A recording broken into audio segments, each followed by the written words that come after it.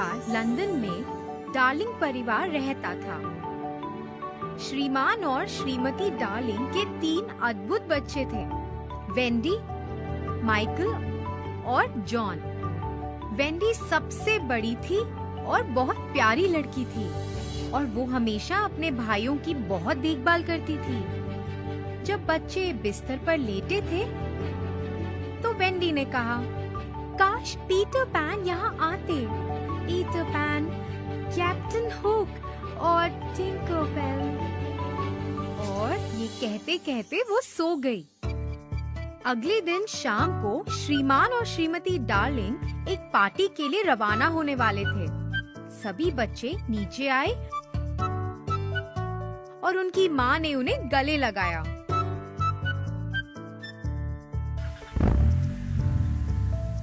बच्चे वापस बेडरूम में चले गए और सो गए।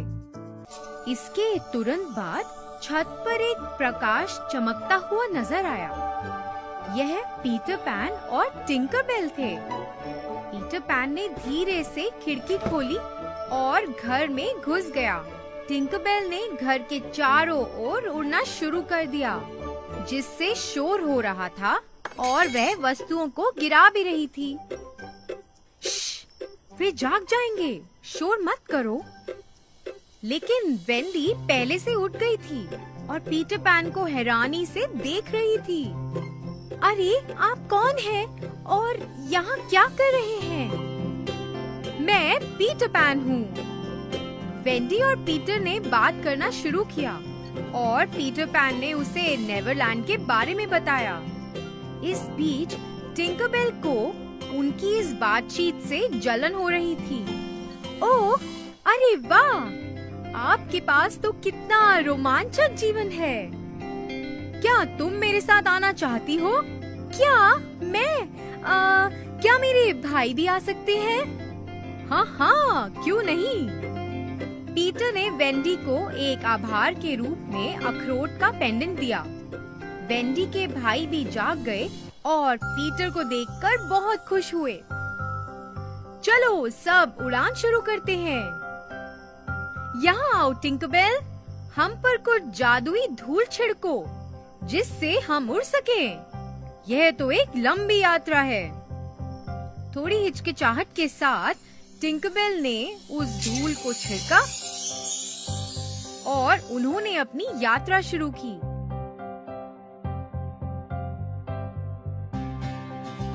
कुछ मील के बाद उन्होंने नेवरलैंड को देखा और सुंदर दृश्य देखने के लिए नरम बादलों पर उतरे। अरे पीटर, वो धुआं कहाँ से आ रहा है? वो तो रेड इंडियन कैंप है और आप सभी को उस जहाज को नजरअंदाज नहीं करना है, जहाँ कैप्टन जेम्स हुक और उनके समुद्री डाकू रहते हैं। हुक एक मतलबी और खूंखार कप्तान है, लेकिन वह मगरमच्छ से डरता है जो हर जगह उसका पीछा करते हैं। उस समय समुद्री लुटेरों में से एक ने उन्हें दूरबीन से देख लिया। कप्तान, मैंने पीटर पैन और उसके दोस्तों को देख लिया। पीटर पैन पे निशाना लगाओ, इस बार मैं उसे जीवित नहीं जाने दूंगा। ओह, लगता है उन्होंने हमें देख लिया है। हमें अब अलग अलग होना है। टिंकरबेल, बच्चों को सुरक्षित स्थान पर ले जाओ। मैं हुक का ध्यान रखूंगा। वेंडी से छुटकारा पाने के लिए टिंकरबेल ने एक शरारती विचार सोचा। वेंडी, तुम बस यहीं रहो, मैं तुम्हारे लिए वापस आऊंगी। ठीक है, सावधान रहे। टिंकरबेल ने जॉन और माइकल के हाथों को पकड़ा और उन्हें तेजी से किनारे पर उतारा।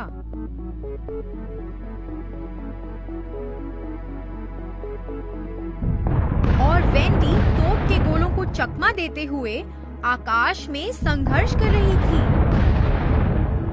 हुक ने अपनी बंदूक निकाली और पीटर पर गोली चला दी। पीटर ने तो हर एक गोली को चकमा दिया। इसी बीच टिंकरबेल ने मदद के लिए खोए हुए लड़कों को बाहर बुलाया। पीटर 5 खोए हुए लड़कों का कप्तान था। लड़कों, पीटर ने मुझे उस वेंडी पक्षी को मारने के लिए कहा है। हमें कप्तान पीटर के आदेशों का पालन करना चाहिए। पक्षी पर निशाना लगाओ। सभी लड़कों ने तीर चलाया और वेंडी को निशाना बनाया, जो अभी भी हर किसी को ढूंढने के लिए संघर्ष कर रही थी। निम्ब नामक एक खोए हुए लड़के ने वेंडी के सीने पर अपना तीर दागा और वह झाड़ियों में गिर गई। पीटर पैन अपनी तलवार के साथ जमीन पर कूद गया। वे एक तलवारबाजी में उलझे हुए थे और फिर मगरमच्छ दिखाई दिया और कप्तान हुक डर गया और जहाज की ओर भाग गया। पीटर पैन तब जॉन और माइकल के साथ जगह पर आया। ये क्या हुआ? ये तीर किसने चलाया? टिंकरबेल तेजी से छिपने के लिए एक पेड़ पर उड़ गई। टिंकर ने हमें बताया कि आपने वेंडी को मारने का आदेश दिया है। टिंकर, तुम जहाँ भी हो वहीं रहो। फिर कभी मुझे अपना चेहरा मत दिखाना। वेंडी, वेंडी, अपनी आंखें खोलो। पीटर ने तीर को उसकी छाती से खींच लिया और महसूस किया कि तीर पर कोई खून नहीं था। यह तो अखरोट के उस पेंडेंट से टकराया था जो उसने वेंडी को उपहार में दिया था। वेंडी ने अपनी आंखें खोली और खुद को सुरक्षित महसूस किया। उस रात जब वे सभी एक साथ बैठे थे, वेंडी ने कहा, हमारे पिता हमारी प्रतीक्षा कर रहे होंगे। हम कल सुबह निकलेंगे। अरे, तुम सब हमारे साथ क्यों नहीं आते? आप हमारे साथ रह सकते हैं। हाँ, परिवार का होना बहुत अच्छा लगेगा। पीटर, क्या तुम हमारे साथ नहीं आना चाहते? तुम सब जल्दी ही बड़े हो जाओगे। मैं हमेशा के लिए एक लड़का बनना चाहता हूँ। मैं उस जगह पर नहीं रहना चाहता जहाँ बुजुर्ग मुझे बताएंगे कि मुझे क्या करना है। सुबह बच्चे घर से निकल गए। पीटर उन्हें अलविदा कहने के लिए बाहर नहीं गया और कप्तान हुक के समुद्री डाकू पास में छिपे हुए थे। उन्होंने सभी बच्चों को पकड़ लिया, उन्हें बांध दिया और उन्हें समुद्री डाकू के जहाज पर ले गए। इस बीच टिंकरबेल ने उन्हें पेड़ पर से देख लिया।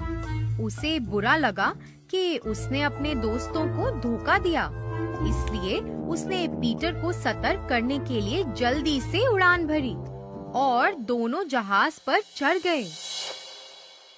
कप्तान हुक ने पीटर पैन के साथ तलवार लड़ाई शुरू कर दी और कप्तान हुक समुद्र में गिर गया। मगरमच्छ ने उसे पूरा निगल लिया और वह कप्तान हुक का अंत था। टिंकरबेल ने बच्चों को एकजुट किया और वे सभी पीटर के चारों ओर इकट्ठे हो गए। आप बहुत बहादुर हैं पीटर, कहानियों में नायक की तरह। अब मैं आपकी कहानी सभी बच्चों को सुनाऊंगी। धन्यवाद वेंडी। चलने के लिए तैयार हो जाओ। मैं आपको छोड़ने के लिए आपके घर तक आऊंगा। वे सभी लंदन के लिए रवाना हो गए। वेंडी के माता-पिता उन्हें फिर से देखकर बहुत खुश थे। श्रीमान और श्रीमती डार्लिंग ने वेंडी, जॉन और माइकल को गले से लगाया। ये बच्चे कौन है वेंडी? ये खोए हुए लड़के हैं माँ। वे हमारे साथ रहने के लिए नेवरलैंड से आए हैं। क्या ये हमारे साथ रह सकते हैं? हाँ हाँ वेंडी, बिल्कुल रह सकते हैं। पीटर खिड़की के बाहर घूम रहा था। उसने अपने सभी दोस्तों और टिंकरबेल को विदाई दी और उसने नेवरलैंड के लिए उड़ान भरी। एक खूबसूरत दिन लंदन में 2 लड़कों ने जन्म लिया, 2 अलग-अलग परिवारों में। और हुआ था कि दोनों एकदम जुड़वा जैसे दिखते थे। एक का नाम रखा गया टॉम कैंटी, जो एक गरीब घराने का था, और दूसरा था राजकुमार एडवर्ड वेल्स का, जो बहुत ही अमीर था। टॉम मैले कुचेले गलियों में रहता था। उसका पिता और दादी दोनों सख्त स्वभाव के थे। उसकी माँ थी सुशील और उसकी बहनें भी थे। टॉम का जीवन दुखी वाला था, पर उसका एक सपना था कि एक दिन वह एक राजकुमार से मिलेगा।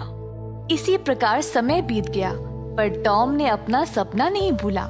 एक दिन अचानक से सपना देखते देखते टॉम नींद से जाग गया। उसने सपने में देखा कि वह एक राजकुमार बन गया। एक दिन टॉम वेस्टमिंस्टर के महल पर गया। द्वार पर जब वह करीब गया तो पहरेदार ने उसको मार भगाया। पहरेदार और टॉम के बीच की लड़ाई संयोग से राजकुमार ने देख लिया, जो अपनी खिड़की के बाहर झांक रहा था। राजकुमार ने पहरेदार को डांटा और बोला कि वह उस फकीर लड़के को महल के अंदर आने दे। टॉम का सपना सच होने को आ रहा था। हैरानी की बात यह थी कि दोनों लड़के मिले और पक्के दोस्त बन गए। टॉम ने अपने जीवन के बारे में बताया और एडवर्ड उसकी जिंदगी में दिलचस्पी लेने लगा। उसको टॉम का जीवन कमाल का लगा। उसी समय राजकुमार एडवर्ड के दिमाग में एक अजीब विचार आया। मेरे पास एक योजना है जो शायद हम दोनों के लिए फायदेमंद होगा। क्यों ना हम अदला बदली कर ले? क्या तुम पागल हो गए हो क्या? क्या हुआ?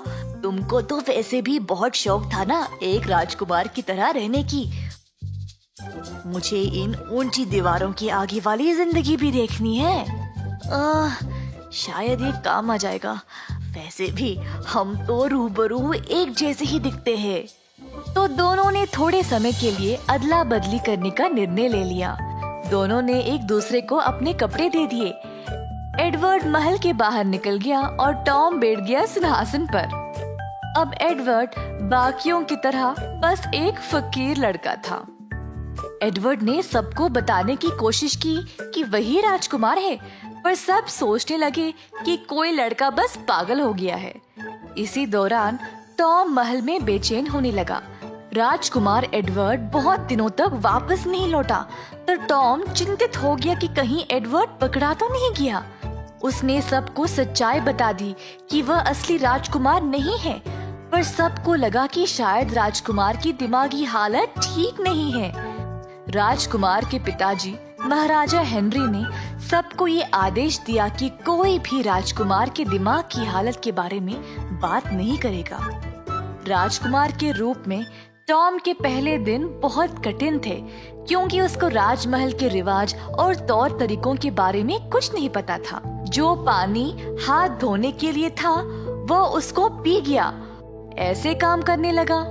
इसी बीच राजकुमार एडवर्ड टॉम के पिताजी जॉन कैंटी के हाथ आ गया और उसको अच्छी मार पड़ी, क्योंकि उसने उनको पैसे नहीं दिए। अपना ही बेटा समझ के वो उसको घर ले गया। जब एडवर्ड ने बोला कि वह असल में राजकुमार है, तो उसको और ज्यादा मार पड़ी। केवल टॉम की माँ ने देखा कि ये लड़का उसका बेटा नहीं है। गलियों में घूमता रहा, पर किसी ने उसको पहचाना नहीं। हर एक दरवाजे पर खटखटाने लगा, पर कोई उसको खाना नहीं देना चाह रहा था और उसको मुश्किल से एक समय का भोजन मिलता था। इसी तरह कई दिन बीत गए। राजकुमार एडवर्ड अब वापस महल जाने के लिए बेचैन था। एक दिन एडवर्ड की मुलाकात एक शूरवीर से हुई, जिसको वो पहले से जानता था। ये मौका देखकर एडवर्ड ने उसको अपनी पिछली मुलाकात के बारे में याद दिलाया। वीर ने एडवर्ड से वादा किया कि वह उसकी मदद करेगा। एडवर्ड को अपने घोड़े पर महल ले गया। इन सब के बीच महाराजा हेनरी की मृत्यु हो गई थी और सब लोग टॉम को अगला महाराज घोषित करने की तैयारी में थे।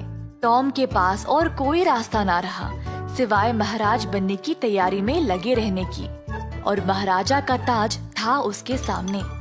टॉम को दरबार में लिया गया और वहाँ पर थी बहुत सारी भीड़ जो अगले महाराज को देखने के लिए जमा हुई थी।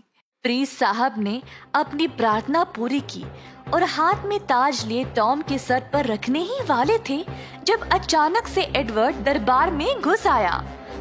टॉम हैरान रह गया। उसको पता था कि उसको क्या करना था। पर वह अपनी पुरानी गरीबों की जिंदगी में वापस जाने को डर रहा था।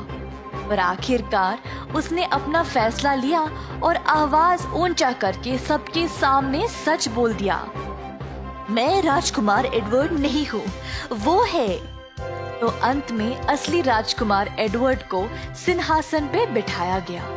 टॉम की सच्चाई और ईमानदारी एडवर्ड को बहुत पसंद आई। उसने टॉम को महल में ही जगह दे दी। टॉम एडवर्ड का मुख्य सलाहकार बन गया और महल में ही रहने लगा। राजकुमार और फकीर भाइयों की तरह बन गए और मिलकर राज्य पर सम्मान से और उदारता से राज किया और सारी प्रजा का ख्याल रखा।